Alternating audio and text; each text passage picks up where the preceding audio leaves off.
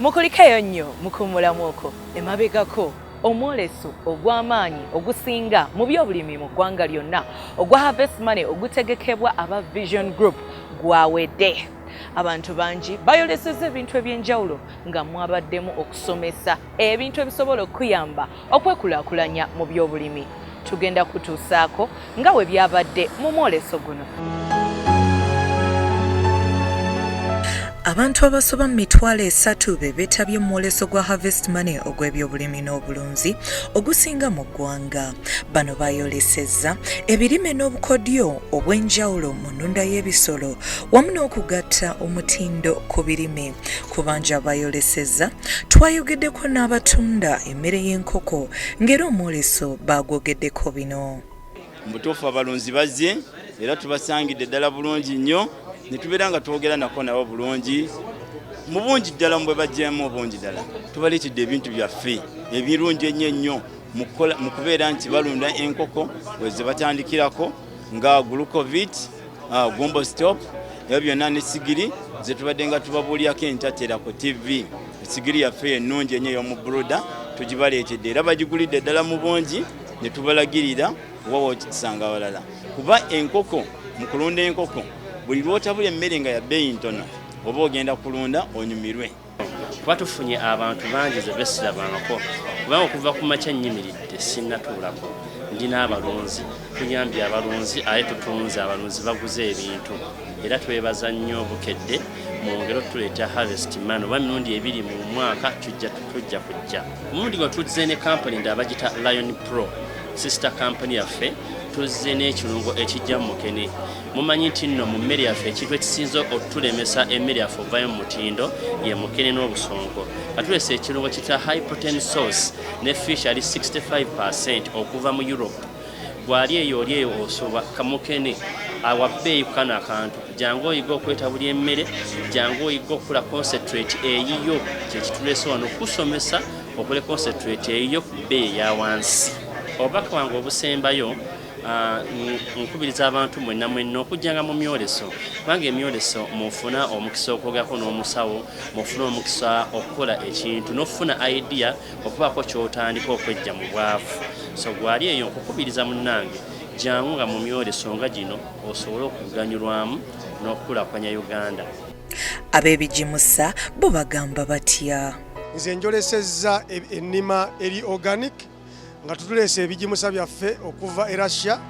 Tusanze nga expe badde nnungi kubanga abantu bazze mu bungi ate babadde bayitaaga nnyo okutambula n'okumanya era basomye ne bamanya ennima eri organic yeetya benefits ze ziriwa era ne batusuubiza okuba nti bajja kujja bagule mu bungi.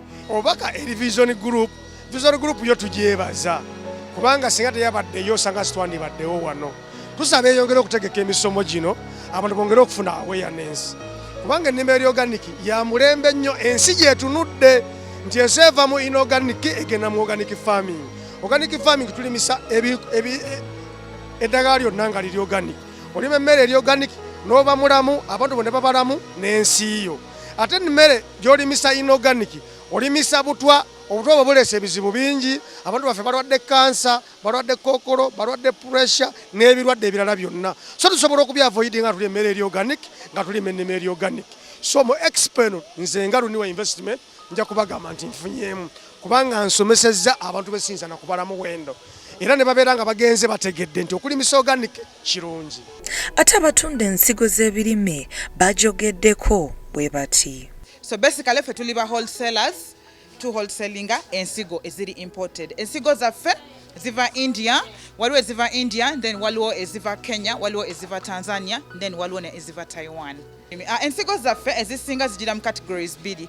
Wabeerawo eza hybrid neza locals. So omulimi aba afunamu in a way that ensigo zaffe bwazirima ezisinga zirina high yields ate ziri resistant to drought, ziri resistant to diseases. So okutwaliza wamu ensigo zaffe ziri nnungi ate za quality ennungi. So omulimi aba ajja kufunamu.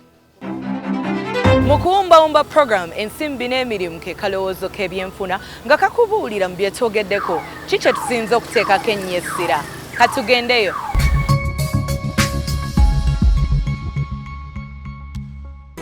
Okusobola okuganyulwa mu bukugu bw'abakozi mu bizinesi, essira kiba kya buvunaanyizibwa okuliteeka kuwa emirimu oba ebyetaagisa okusinziira ku maanyi g'omukozi osobola okubafunamu ekisinga.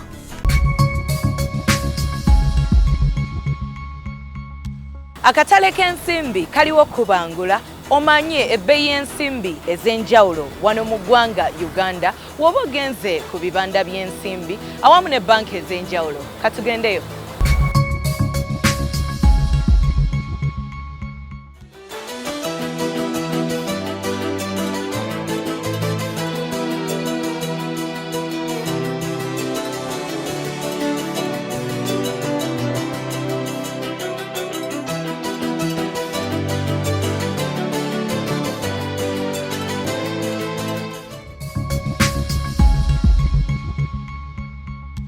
Bizinensi yonna okugitwala mu maaso olina okwekwata ku mpagi ez'amaanyi ezisobola okuyamba okugikuba abantu mu maaso ng'okozesa ebintu nga business cards, ng'okozesa ebintu nga okwogerezeganya obulungi ne bakasitoma abo awamu n'okola ebintu nga bya mutindo nga teweerabidde kozesa mikutu gimugatta bantu okulanga otukola bulungi.